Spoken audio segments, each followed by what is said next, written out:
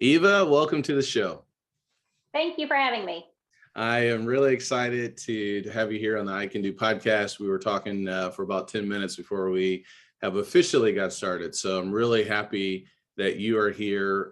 Eva and I, we go back a number of years with your family and my family, worshiping in Southeast Texas at the same congregation. So it's been great to be able to reconnect with you. I'm trying to think. I think it was you and Nikki that really got connected first when you guys moved back to Texas. Is that right? That's right. Yes, sir. Yeah. Yep. Well, I really want to talk to you today and really get your expertise when it comes to health, nutrition, fitness goals. There's just a lot of things that during this time of year people are thinking about, where I think it's a great time to really reevaluate where we are physically and health wise. So we have a number of questions. I have a number of questions for you that I like to dive into. I want to first, if you can, share with our listeners here. You've been a part of this health and nutrition and fitness expertise for a long period of time. Tell us, how did you get started on this path? It started about 10 years ago, and I know everybody has a story, and I really like hearing each individual story. Mine started 10 years ago. I was about to be 35 and in a few weeks, so I was still 34. I went in for my yearly exam, and during it, they said I had high blood pressure. Well, I was 34, and it didn't sound right, but the doctor just kind of dismissed me and said he was going to call in a prescription to the pharmacy and for me to take it and then follow up in 30 days. And that was it. I left with a prescription being called in, no direction or what should I do. And I was shocked, stunned, very confused. I left and went home and was beside myself. The next morning, I got up and was getting ready for work, and I heard on the local news station a lady speaking about her new book that was about to come out. It was called The Lean by Kathy Preston. Mm-hmm. And the stuff she said was really interesting. She just said, lean into habits. Don't go trying to change everything. Just lean into them. And it really caught my attention. I was not a book reader. I hated reading books or anything. And so I ordered the book. It was going to come in about 2 weeks. I don't think there was Amazon Prime back then. Yeah. And so I had to wait. While I was waiting, I thought, well, what can I do now to fix or at least help the situation? The only thing I knew at the time was walking was good for your heart. So I went to Walmart, I bought a walking DVD and started walking. And then I thought, well, what else can I do while I'm walking in the house and our daughter's doing homework and doing other things? And at the time I was drinking 2 to 3 sodas a day. And I thought, well, I can just cut back to 1 soda a day. That sounded easy to me and doable. I wanted something I could stick with. So I did that. The book came in and I read it very fast and realized there were some more changes I could make, but just go really slow at it. And after 6 weeks, my blood pressure issue was gone. I've never had another issue with blood pressure since then. That got me hooked. I knew there was something to that and I needed to figure out what was going on. So I started reading everything and anything I could on health, fitness, body, diseases, cancer, you name it, I was reading about it. I don't read anything else but those topics. And it was fascinating, absolutely fascinating to me. So was your blood pressure like dangerously high, or, was it 5 points or 10 points, if you remember? And the other thing too, sometimes when people get this kind of news, and this is why I think your story is so powerful, it can be very easy just to say, it's easier to take a pill. It's easier just to take a pill, not read any books, not say, okay, I have to make some kind of change. Did you have any tension with that when you first got started? Or was it like, there's no way I'm just taking a pill? What was it that really got you moving? Was it because it was so high, or just something else with the idea of taking medication? That is a great question. And I think each individual is going to be different. Some people could hear that news and take a pill and be okay. Yep. Something inside me just was not sitting right. I was 34, about to be 35, and inside my gut, it was just making me sick thinking about it, being on it for the next 60 years, Lord willing. That just did not sit right with me. And that's what spurred me to thinking. And when I heard the lady talking, I always listened to it every morning, but what she was saying caught my attention, where I actually stopped getting ready and go and listen to what she was saying, and then ordered the book, which was not like me. Mhm. So yeah, it was life-changing for me. And I Yeah. think some people are okay with taking a pill, but for me at that time it was not setting right. Well, and I think this is an important story too, because there are other options where I like to call it like the third option, right? Where it's not just, okay, well, I have to stay in this state of having high blood pressure for the rest of my life, or I have to be on this pill for the next 60 years. The third option is what you're talking about, that, hey, there's actually some things that are still in my control that can at least put me in a better position. You know what I mean? Where I can, still potentially find something or another option instead of just doing like this either or. And I think that's where people get stuck, where they just say, well, it's either this or it's that. But what you're saying is, no, there's actually a third option if you're willing to make some changes. Exactly. And I was a pharmacy technician for 23 years. So I'm for medicine, and I'm also for natural and holistic as well. We need both of them. And it's okay to have both of them in our lives, but it's what really resonates with you at the time. And you've got to listen to your body. It knows the best things for you. Yeah, absolutely. So you made these big changes when you were 34, 35 years old. Let's talk about the last couple of years. So these last 2 years have been tough on a lot of people.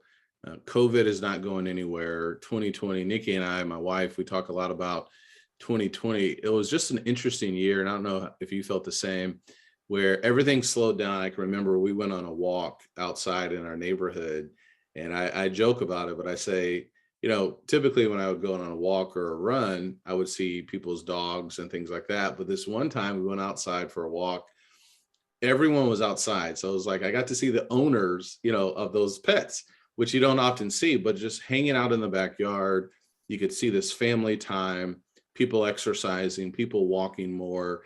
These last 2 years have been tough for a lot of people. Some people you see on social media made some changes during the quarantine. How have you been motivated these last 2 years, and how much of an impact did that have on you with the quarantine and all these changes? What's been your secret or your motivation these last 2 years to keep going and staying focused on your health? I think motivation and willpower, they're fleeting and they ebb and flow in our lives. And we've got to be careful using those as our number one tool in our little toolbox. So I don't really rely on that.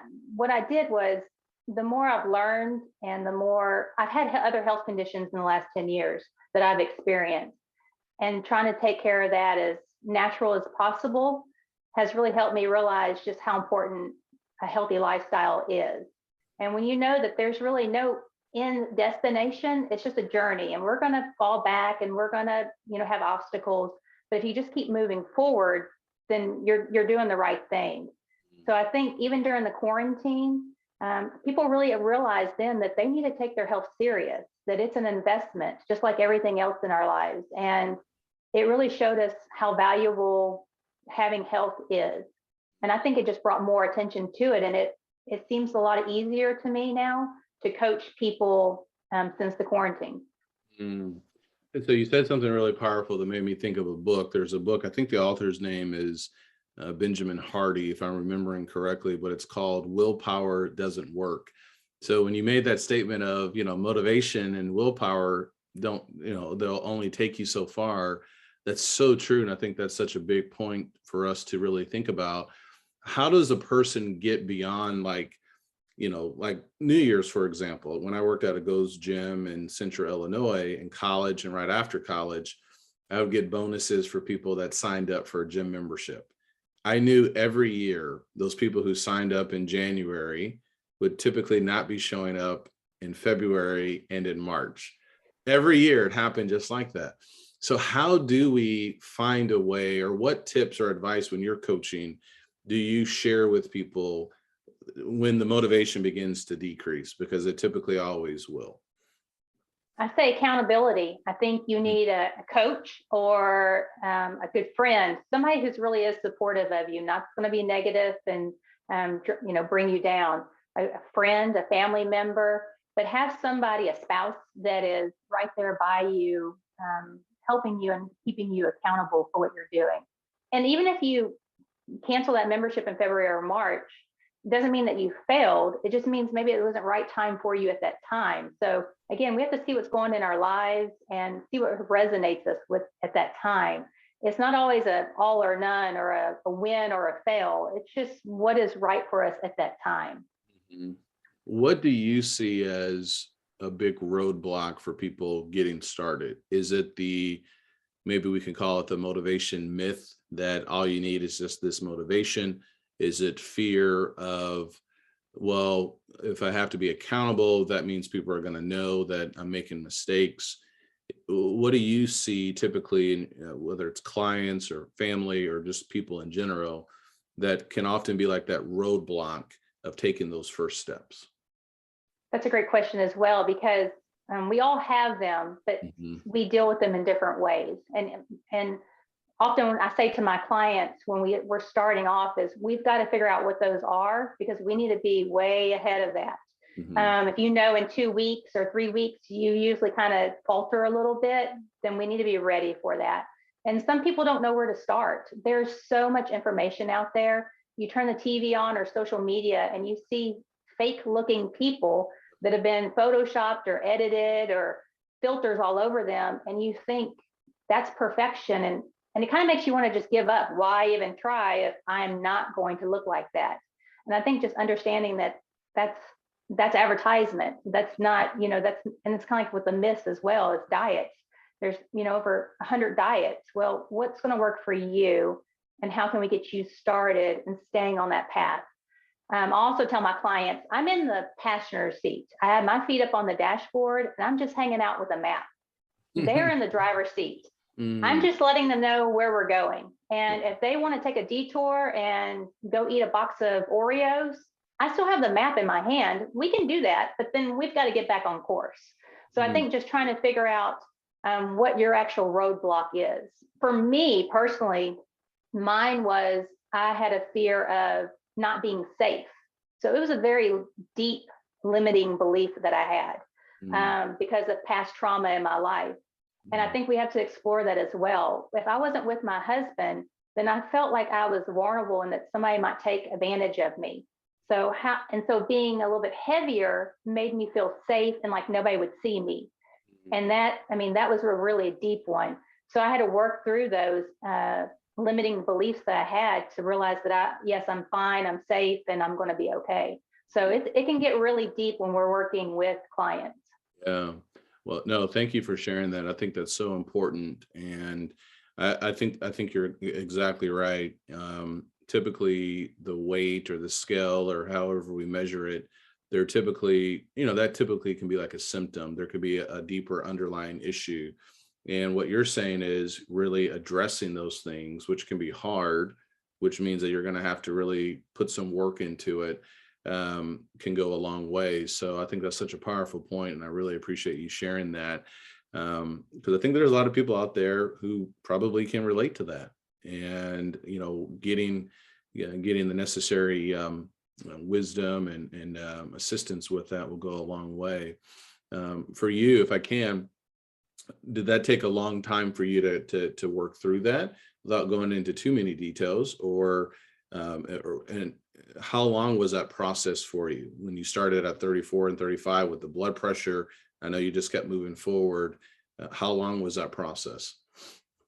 To realize that I had limiting beliefs as far as not being like hurt by other people, It took, I'd say, a year of really aggressively working on it.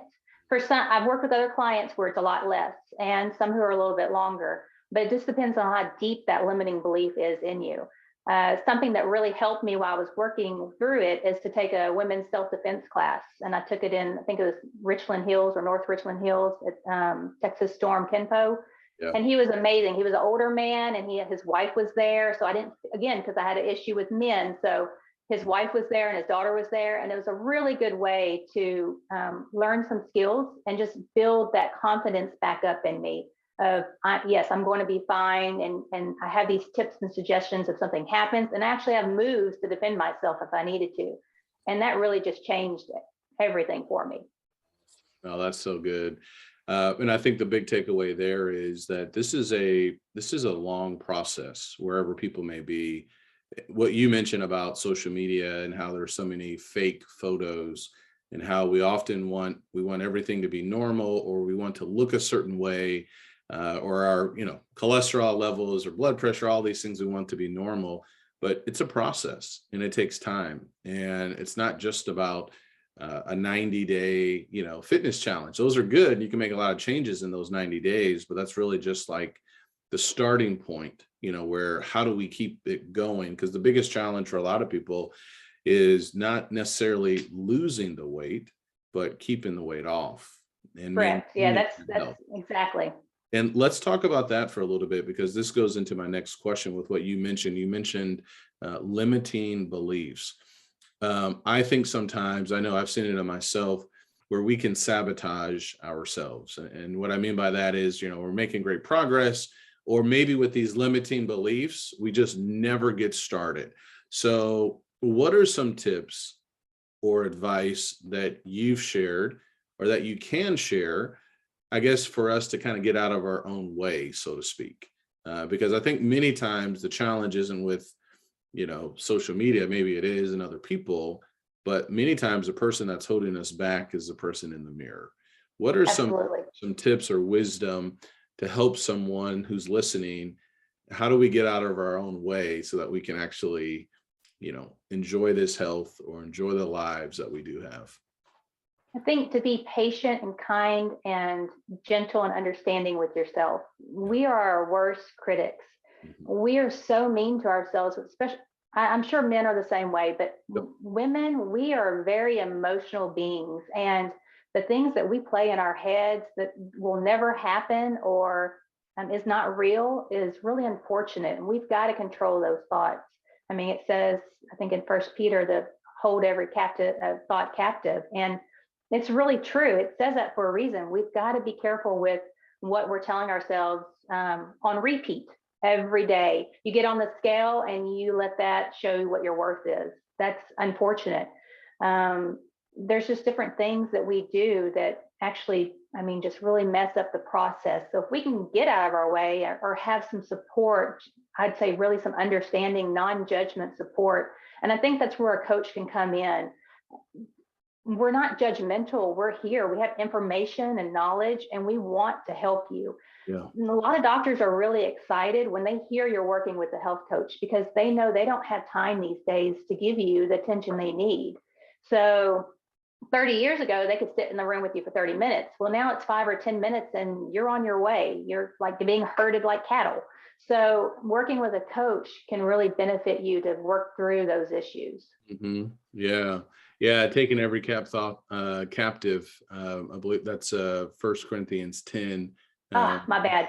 And now it's all good where Paul was saying that, but it's so true, where I can remember reading something about Michael Phelps, when he was winning all of his Olympic gold medals, and when he would get ready for practice, his coach would tell him, put in the tape.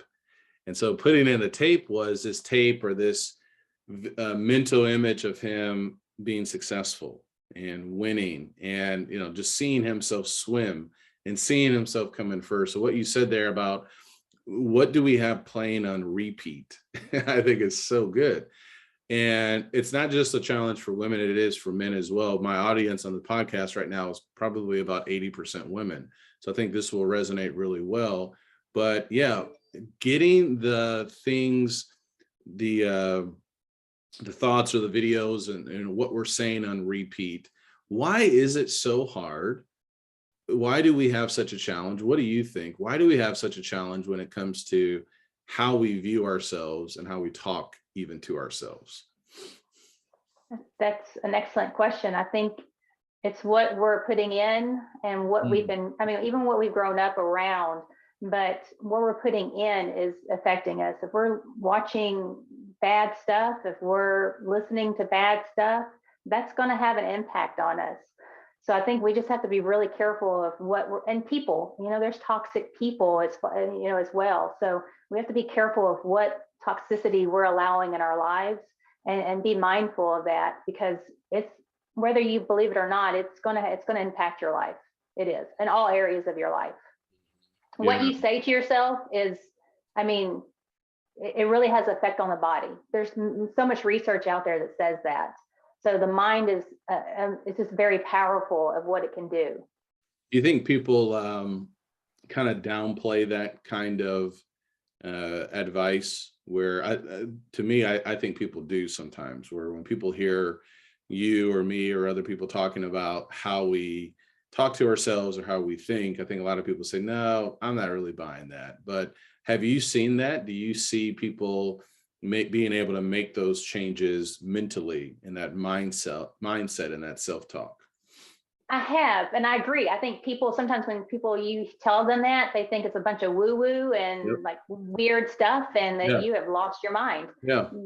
It's true. I've done research on it. That's all I do for the last 10 years. So I know it is true. And I've seen it in my life and in a lot of my clients' lives. And I think the just showing them baby steps that how it can really affect them and what are they thinking and there because we get into some really personal conversations and a lot of them will text me and say this is too much information. I'm like, there is no such thing as too much information. That gives me all the pieces I need to help you. I have the map. I need to know those, Yeah. the stops and Yeah. stuff. So I think having them knowing that they're working and they have some support that's non-judgmental will help them get through those issues that they have. Hmm. Let's talk a little bit about the map. What are your thoughts with the scale? So in my book, Life Beyond the Scale, there was a sister in Christ. She had shared with me, and I put it in the book, how she had mentioned she's a scaleaholic, where, she's constantly on the scale. How do you coach people with their relationship with the number on the scale? I use this at first. I've been listening to your Beyond the Scale. It's really, I really like it a lot. It's great. And I agree that first we have to figure out if you have an issue with the scale. If Okay. you are a scaleaholic, then we've got to work on that because you're putting too much worth to that tool. It's just a tool, just like the dishwasher in the kitchen. If it didn't work, you wouldn't think you were worthless and no good and fat and horrible. So the scale is the same thing, just like measuring yourself, energy levels, your mood, cravings. There's so many tools that we have to figure out what's going on inside you. The scale is just one of them. But if you cannot detach that emotion and your self-worth from that scale, then we cannot use it because it's just a tool. Yeah, so putting it in its proper perspective, it's not, we don't have to throw everything away per se. And my mind has changed on that too, where in my book, I did talk about throwing away my scales, but there is value with it. There is a book I have, I think it's called The Every Other Day Diet. And it's basically, calorie manipulation where, you can increase your calories, decrease them. And they actually advocate get it on the scale on a regular basis. So we don't have to necessarily say, well, I can never get on it again. But I think what you're saying is so true. Understanding that relationship, maybe there is some room to hit the pause button occasionally and measure your success or progress in a different way. Well, and I also use it. When I work with, if it's for weight loss with my Yeah. clients, they weigh twice a week on Wednesdays and Saturdays. But why I do that is to show them that there is so much change that can happen. And so it's not a self-worth thing. It's can you see how inflammation, what you ate, you didn't gain 3 pounds of true fat in 2 days. There's no way. So it's more of a helping them realize it's just a tool. Because as women, we really like that scale a lot. And it really determines if we're gonna have a great day or a bad day. So doing it this way shows them, wow. And what I'll do is if they are up on a Wednesday, I'll say, hey, won't you just weigh on Thursday? And then they'll be back down. They're like, oh my goodness, I didn't realize. I thought I really no, it's just a tool. Yeah. So if you ate something that's not agreeing with your system, if you're, if you're not having bowel movements every day, that's going to really dictate what that scale says. So it's just information, information. No, I love that. I think that's a great way to do it, where the Wednesday and Saturday, it's a way to teach them along the journey where Exactly. they can see exactly how it works. No, that's fantastic. let's talk a little bit about food. I love to eat. This is one of the questions that I wanted to get some thoughts from you. What are some challenges? And I know a lot of the challenges, and I think our audience does too, but what are you seeing as some of the challenges with the relationship that people have with food? This was something, and I printed this out here, some thoughts when I posted on Facebook that I was going to have you and have someone else coming on next week, Lord willing, as well, where, for example, Harris wrote this. He said, I like healthy food. I also like simple carbs and sugar. I struggle to find balance, especially when also trying to make stuff that 3 toddlers will eat. So almost all of these things here is about food, right? Kimberly says, I'm a carbohydrate junkie. I love my pasta and bread. What can I have that will fill that need? So I know there's challenges that people have with their relationship with food. Can you talk a little bit about that? Navigate us. What's on your map, or what direction? How do we, are we missing something with the relationship with food? What are some of your thoughts on that? I jumped on your Facebook page and saw those, and I Did you like see those them? people's Yeah. comments. Yes, because I was going to bring them up as well. Good. And when she said she loves pasta and bread, I'm like, so do I. We eat lots of brown rice. We eat lots of pasta. As long as it's a whole grain, not the refined kind, go for it. I mean, we need that to flush stuff out of our system. And then the man who mentioned his toddlers, I get it. I'm a mom. And when you're cooking and trying to feed and have them eat it as well, so you're not making them something different, it can be challenging, but it's definitely doable. You just got to make small changes. My daughter hates mushrooms, still does, but she did not know that I was adding mushrooms into our food 90% of the time when she was growing up. There's ways to do things, little tricks and tips, and I don't mind after the show sending you that information so you can pass it on to your people, because that's what I'm here for. Yeah. And the lady who likes pasta and bread, lots of recipes that can add more fruits and vegetables and things to those that can balance it out. But I think our relationship with food is, it's unfortunate. We definitely do not have a healthy relationship with it. Even when we try to be healthy, then most people are eating like a chicken breast and green beans. It's really sad. Food can be so delicious and so nutritious, and they miss that mark. So I think really going back and figuring out what will work for you and your family is key. So working with somebody or even bouncing ideas off with a friend can help you, like where to start. How can I make my food better? And the emotions that we have connected to our food is dangerous. It's really dangerous. It is. Yeah, it really is. Well, just hearing you talk about chicken and green beans when I worked at Gold's Gym in Central Illinois in college, that was always the thing that I saw, like with bodybuilders, they eat chicken, brown rice, green beans. It's like the same thing every day. So it is interesting how we can kind of get in these habits, and that can work for a long period of time, but it can almost get boring, and people like variety. So I'm hearing a couple of things from you. One, really experimenting with the foods and seeing, what kind of foods are out there and how can you make things more healthy. And also that it doesn't have to be like an all or nothing kind of mentality. Is that am I saying that correctly? Absolutely. If you work with me, the word you're going to get tired of hearing is balance. Yeah. Balance is key. You can go and eat a box of Oreos if you want to. We're just not going to do that every day. And consistency is, we've got to make sure that we get back on track and do what we're doing. And also, when you're working with a coach, most coaches, you're not going to eat what they are eating. We see what you're doing in your life, and then we help you tweak those decisions. That's all. That's what I do with my clients. I don't, if they're eating a sandwich and it looks pale and sad, then I'm going to say, hey, let's get some whole grain bread. Let's get some lettuce. Let's get some vegetables on that. Let's doctor that up a little bit. There's ways that we can add stuff that just you don't think about, because you're used to people saying pretty much, eat this and this is how you're going to lose weight. Mm-hmm. So I think just making it fun and always stay curious. I just did a post on that, but always stay curious. What is your body telling you? Some days you're going to want lots of fruits. go for it. Some days you're not, it's fine, but just really listening to your body. Mm.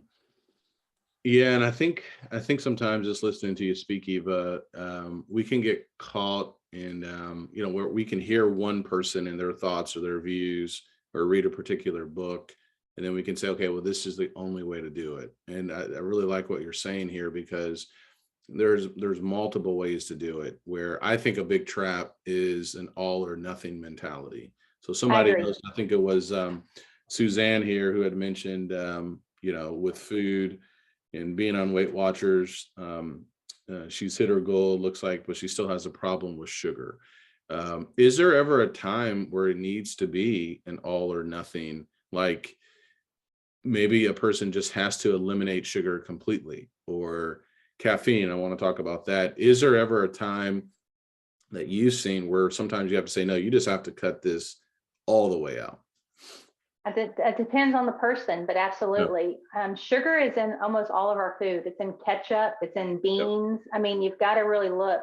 They want you to eat their product. And so fat, sugar, salt, it's going to create a craving. It's going to want you to eat it all the time. So the more processed foods you're eating, unfortunately, the more harder it's going to be for you, Mm. because they're designed in labs. They know it, it's called the bliss point. They know what to put in stuff to make you want to come back for more. So even if you're trying your best with your willpower and your motivation, if you're eating those foods, you will not win. Mm. It's you just won't, because they've been created to have you come back for more and more.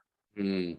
So we have to understand then how the deck can be stacked against us, number It's one. definitely stacked against us. Yeah, and the bliss point, I love that, where it's another marketing ploy of, it tastes really good, like soda or donuts or cookies, but there's still another agenda, so to speak, of keep eating more of this. So Exactly. They need to make their money. yeah, um, no, that's really interesting. So one thought that came to my mind was, how fast then do we actually want to get the results? If Exactly. if we want the results faster, then we'll identify these bliss points, these things that we know that maybe can be like a trigger, where we can eat the whole thing of Oreos, in one setting, and just say, okay, look, that's going to delay me by 2 or 3 days or 2 or 3 months. So getting to that point of saying, no, I can delay this so that I can get this faster. And we have to realize sugar is one of the most inflammatory foods or chemical that hits our body. I'm not talking about fruits, so do not misunderstand me. Eat as many fruits as you want, and that you're fine. But pure refined sugar, it's such an inflammation. It creates so much inflammation in our body. It's unreal. I mean, and that's what actually feeds cancer is sugar. So we've got to be careful of how much refined sugar we are consuming. If we get to a point where you can find a balance with that, that's great. But just like you said, unfortunately, we are consuming so much that we might have to just pull the reins on that for a little bit and cut it out temporarily till we find our balance. Yeah. You're a coach, a certified health coach. How long have you been a coach now? And I want to shift a little bit and talk a little bit about your faith. You're a Christian, I'm a Christian. And how does your faith impact the way that you coach, if it does at all, with respect to this map and how you guide your patients or clients? I was deciding if I was going to be a health coach in 2019, and I was really torn by it. If it wasn't for Casey, my husband, I would not be a health coach. The school I wanted Tell us why. Tell us why. the school I wanted to go to was thousands of dollars, and it was a year-long program. And that was a big decision, and I knew I did not want to be a health coach for profit. So to spend that kind of money and spend that kind of time was a huge decision. And I did not want to do it because it was just, I felt like it's too much money, and especially if I'm not going to get anything at the end of it. And it was Casey that said, no, you have a passion for this. This is all you study. This is read. You've helped already. You're already helping people. You need the certificate behind it so you can actually do this as a licensed profession. And so Oh, I was so scared. It was thousands of dollars. I mean, you could buy a car with how much I spent on it. And Oh, wow. so he said, you got to do it. And so I did. And I thank him a lot. And Yes. I keep everything confidential. I use HIPAA laws like a doctor does. So I cannot discuss anything with him or anybody else. But I'll say sometimes I'm working with somebody that we're working on this, and he's just amazed, and he gets to hear everything I'm doing and what I'm reading and researching. And he's been the biggest blessing, because Yeah. if it wasn't for him, I would not be doing this right now. And Yeah. it makes me so happy. Yeah. And Well, my faith, oh my goodness, my faith is that God has helped me through so many health challenges and opened so many doors for me where I can learn and understand things, where I can help others. And I give him the glory, because it's because of him that I can do this as well. yeah. Oh, that's awesome. Well, please tell Casey thank you for pushing you, because everything you're sharing here today is fantastic, and it's what people need to hear.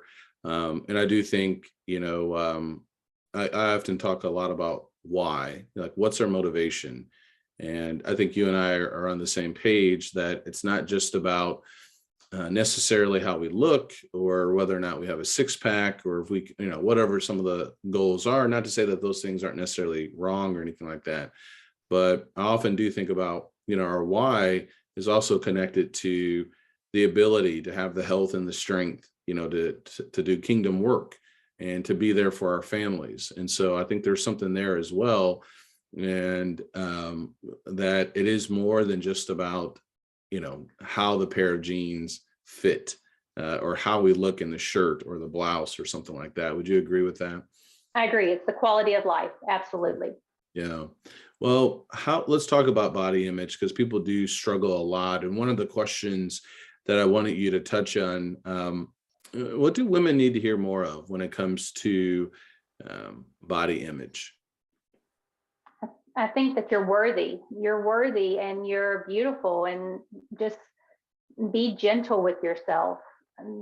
There's so much out there that's going against us that, I mean, it really does mess with us mentally. The scale does, people's comments, even if they meant nothing by it, it really messes with you. So just really keeping your guard up as far as what you're allowing in. And then do your own research, or reach out to somebody who's done it for you and to help you with those body image issues. We all have little things we don't like about ourselves. Everybody does. And this day you can go to a doctor and get it nipped, tucked, or whatever, or injected or whatever. But I think just finding that true love for yourself is really important, because once you have that, you're unstoppable. Do you work with both? And I'm leading to something here. Do you work with both men and women in your coaching? Or I is do. it just women? Okay. Yep. Men and women. Have you found men do you see that men struggle as well with body image? I do. Absolutely. Not as much as women, but they do. They really do. And it takes a lot for them to open up to me to actually get to that point. Mhm. But once they do, it's a game changer, because it switches something in your brain where we can work down a different path. But yeah, men absolutely do. Mhm. They're more driven, it seems like you can tell them to do something and they'll pretty much do it. Where women, we're more skeptical, and we don't like to be told what to do, and we kind of question things. So, which is good. I say question everything. And when you work with me, that's what I say. Don't listen to me, don't listen to your doctor, don't listen to the next whatever's telling you something. What's resonating with you? Listen to you, and then voice that. And then that'll actually build some really confidence inside of you, and you'll start looking at yourself a little differently. Yeah. So it's January 8th. A lot of people have set up New Year's resolutions. Where do you stand? Resolutions or no resolutions? What are you doing? Okay, And me personally. please share. Okay, in the past, Casey and I, we've set New Year's resolutions and we've had fun with them. Personally, what we're doing right now, he's my biggest fan. He's my supporter. He's my encourager. We are best friends. So we do everything together. A few months ago, we started each month, we do something different. And last month it was an exercise challenge. So he did push-ups every single day of December times 10. So by the end of December, he was doing 300 push-ups a day. Wow. And I was doing him and a friend were doing it. So he would just be talking to me and he'd just break down and fall on the ground, start doing push-ups while we were talking. It was hilarious. It was hilarious. But yeah, it was a lot of fun. I love that because couples working out together. And so you mentioned you set up a challenge. You're setting up challenges each month. Are you guys doing that for January as well? As well, yeah. In November, we did something. I'd learned a lot about cancer patients, and I did lots of studying on cancer for about 6 months. And there was something I wanted to try, but was too scared to try. And Casey was the one that said, let's do it. Because if you are going to work with cancer patients, you need to be able to say, I did it, and this is what to expect. So we did something in November. In December, we did an exercise challenge. And then this month, I've really switched things up. And when I tell him stuff, he's like, okay, let's just do it. I'm like, okay, let's do it. But inside, I'm like, are you crazy? Did you hear what I just said? What we're about to do. So deep down, you want him to say, no, I don't want to do that. So yes, exactly. Be the person saying, no, this is yeah, you've gone off the edge here. But so each month we're setting little challenges, and I'm really enjoying that because it changes things up and you're having fun with it. Just have fun. So is it better than to break things down monthly instead of saying, okay, for the entire year, this is what I'm trying to go after? I think that'd be an individual call. I don't think there's a right or wrong, but because I've done both. I've done New Year's resolutions. Casey and I both have, and we've stuck with them. We've done like a Bible reading for the year, and we did that. And we've had health resolutions as well, and we've stuck them out. But I mean, again, I have a partner. So having somebody that you can do something with makes it a lot easier and fun. Yeah, very cool. No, I love that. I think that's a wonderful idea. There's something about short challenges where you can have a start date and an end date. And there's something with that too, with setting goals. You've been very successful throughout the years. You're continuing to be successful. You have a coaching business. You run.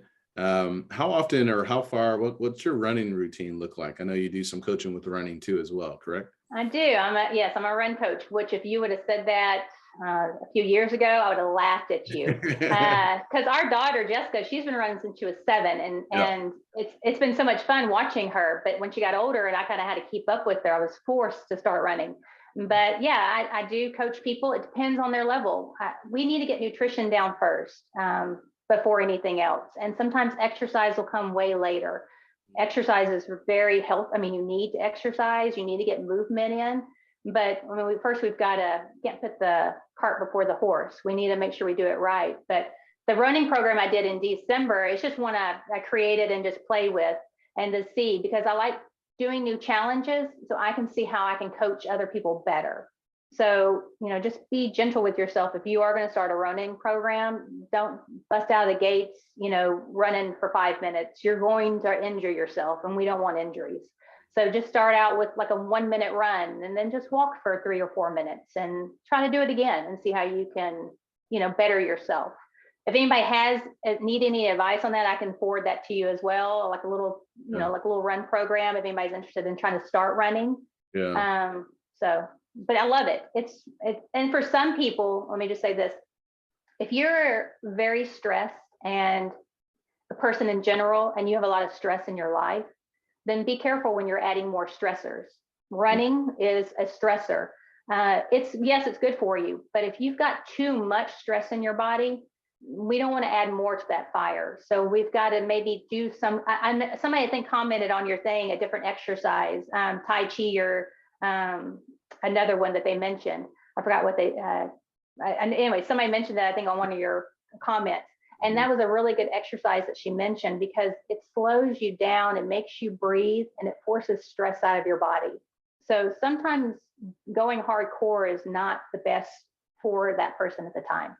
Not always, but just temporary. Yeah, doses. That's something I've started doing a lot more walking.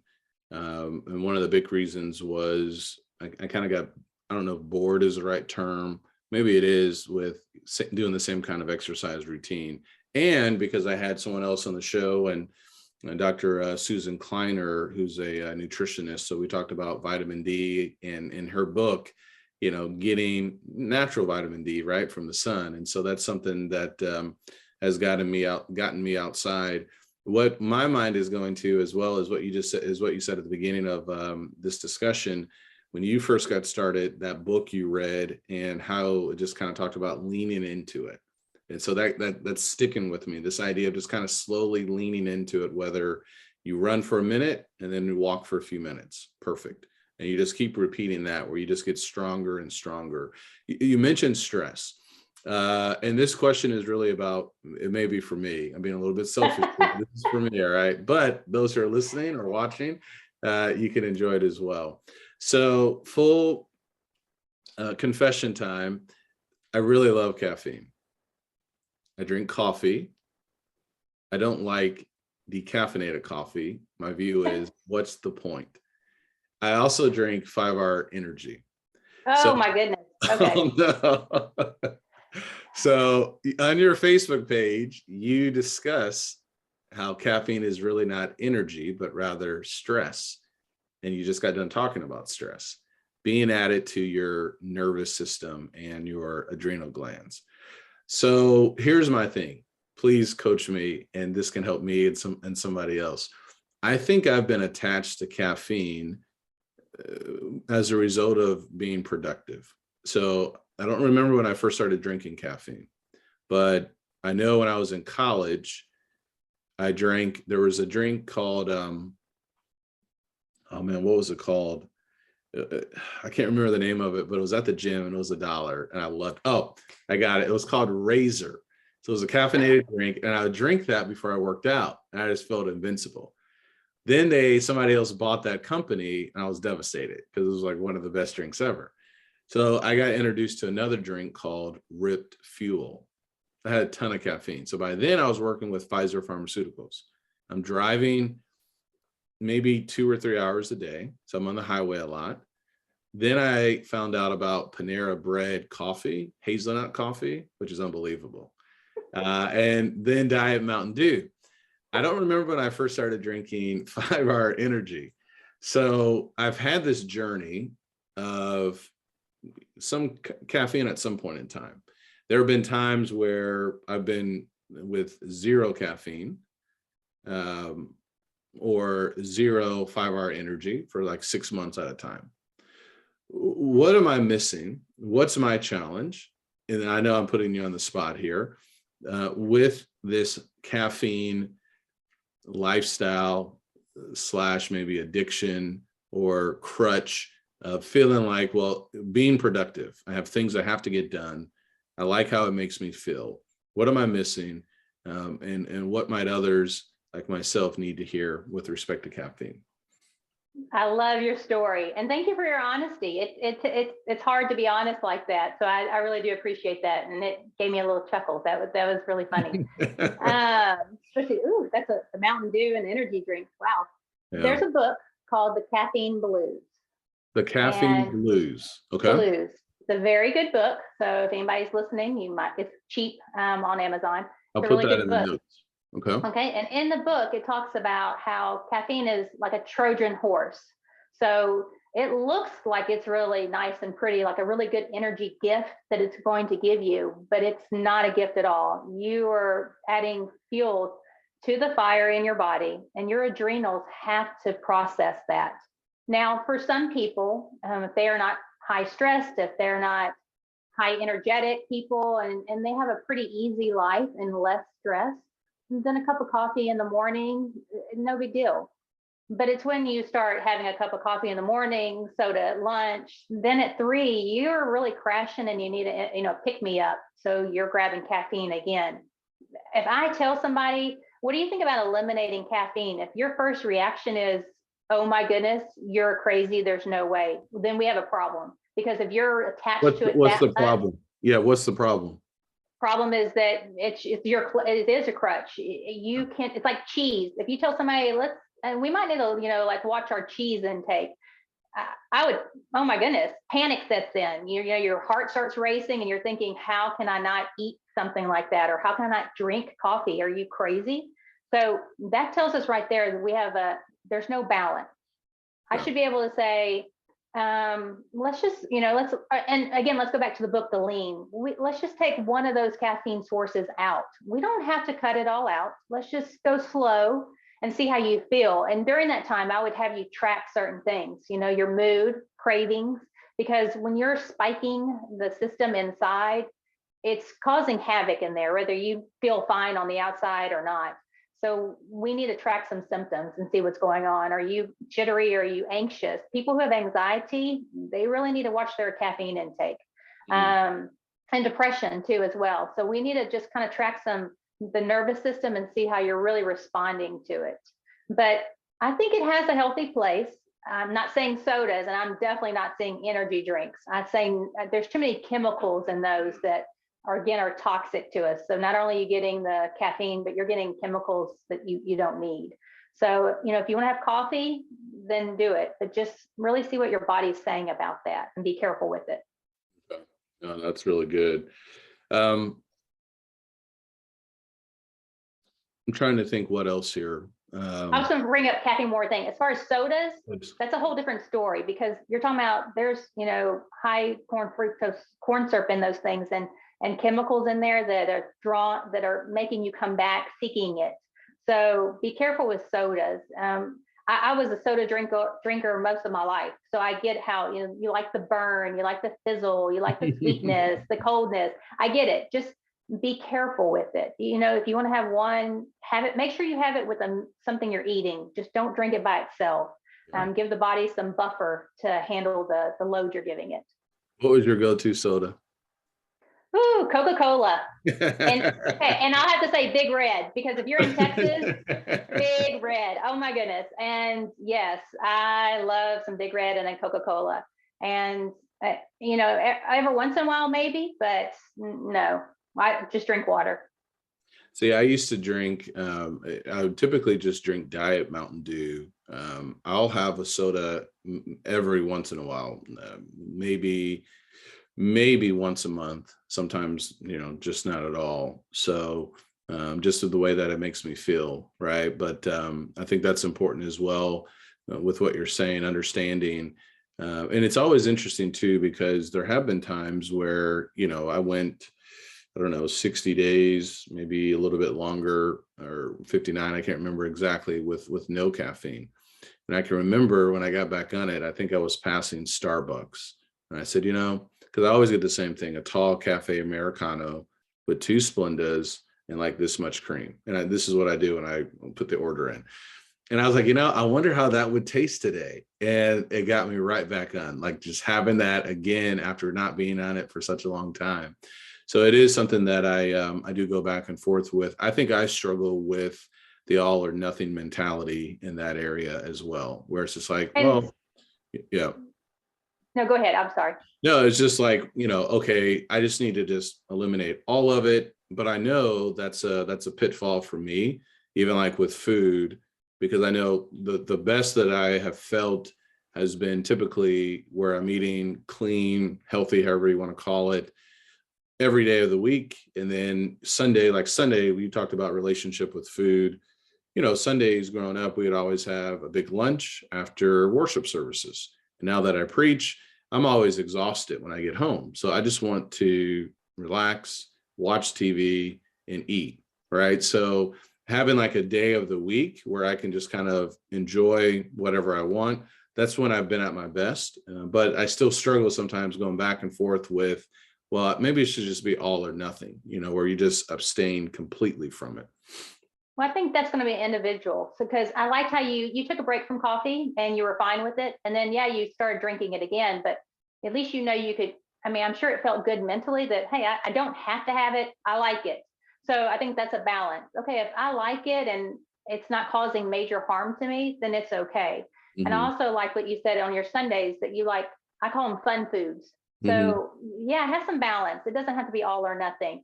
Sometimes, depending on what health condition we're treating, it might have to be just for a little bit, like your coffee, none for 60 days or whatever. But have some fun foods, and don't call them cheat, because again, we're attaching bad emotions to those. There's no cheating. There's no falling off a wagon. This is just life.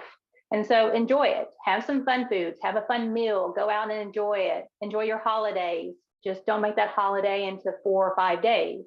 So just, I mean, it's fine as long as you can find a balance. And if you can't, then that's when it'd be good to talk to somebody or a coach or a friend and, try to, just be curious and see how you can find a little bit more balance to it. But you sound like you have balance. So it's amazing. Yeah, no, I appreciate that. Yeah, I think I still, I think I still feel like, no, I know I have room to grow. I have weight to lose. We talked a little bit about some of my cholesterol numbers before we hit the record button. So full disclosure to everybody listening and watching this, I already asked Eva, I need some help. And so I'm going to hopefully get some coaching from Eva and have her help me with her map to make sure that I stay healthy as well. I want to ask you one last question here. You said at the beginning you didn't like to read, but then after this health scare, you really started reading more. And so you've mentioned some books, which is fantastic. I'll put those in the link where people can find them. What other resources, book recommendations? You have really immersed yourself in health and coaching over the last decade and longer. What other resources, apps, recommendations would you like to share with the audience? I would think I would love to share. So if your listeners want to comment to you and I can comment back to you, I can give you tons of resources. Awesome. If I list them now, it'll be overwhelming and it might be a roadblock for them. And I don't want a roadblock and I don't want to sabotage them. So they might be on a path and doing really well, but when they listen to something, it might detour them and they might not be able to get back on their path. So I mean, that's all I read and study, and I take master classes, and I'm continuing doing, summits and online courses. That's all I read and study and research. So I do have a lot of resources, and I would be happy to just pass them on to those people. Awesome. Where can people find you? So you're on Facebook. Where else can people find you? What's your Facebook page? How can people get in contact with you directly? If they say, no, I have to work with Eva. I appreciate that. I only have a Facebook page because I'm not all about advertising and screaming at everybody like everybody else is. So I'm very basic and I give you my all. So my Facebook page is Health Coaching with Eva Latchem. And you can also look at my personal page. And I have that so people can just see who I am and what I'm about, and see if I'm a good fit, because I might not be a good fit for you. And if I'm not, that's fine. I can pass you on to somebody else like you, or I have 2 other friends that are coaches where they might be a better fit for you. So just look for Health Coaching with Eva Latchem and see if I'm a good fit for you. Awesome. This has been a pleasure, my friend. I really appreciate you taking time out of your schedule. I know how dedicated you are to your family, to your clients, which is a blessing. So you're doing some great things. One last thought from you. What would you like to say as we wrap up here? I'd say keep moving forward. Even if you think you're stuck right now, or you're about to be stuck in a week when you give up your New Year's resolution, keep moving forward. We sometimes just get the fight, or freeze mentality, and we just freeze. I say just keep moving forward and be gentle with yourself. You've got this. You've got this. Just believe in yourself and keep moving forward. Thank you so much for being on the show, Eva. Thank you. I really appreciate it. All right. Take care. Bye-bye.